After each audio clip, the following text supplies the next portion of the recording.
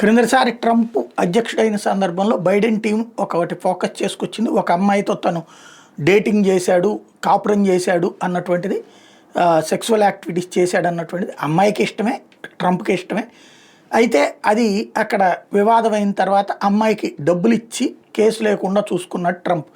దాన్నే హష్మనీ కేసు అని పెట్టి ట్రంప్ అమ్మాయికి అట్లా డబ్బులు ఇవ్వడం, అంటే రికార్డులో చూపించలేదు ఆ డబ్బులు ఇచ్చినటువంటి, కాబట్టి అది హష్మనీ కేసు అని అతని మీద పెట్టడం, దాంట్లో దోషిగా నిరూపించడం, ఇదంతా చూసాం.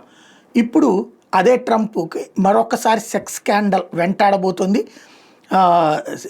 ట్రంప్ ఎప్స్టియన్ విక్టిమ్ అని చెప్తున్నారు. ఇప్పుడు జెఫ్రీ ఎప్స్టియన్ తాజాగా ఒక సంచలనమైన ప్రకటన చేసింది. ట్రంప్ అనేక మంది అమ్మాయిలతో సెక్సువల్ యాక్టివిటీస్ నడిపాడు, అవన్నీ కూడా వీడియోస్ రికార్డు ఉన్నాయి, వాటిని నేను రిలీజ్ చేయగలను అని ప్రకటించింది. దాంతో తన స్నేహితురాలు అవి రికార్డు చేసింది అని చెప్తోంది.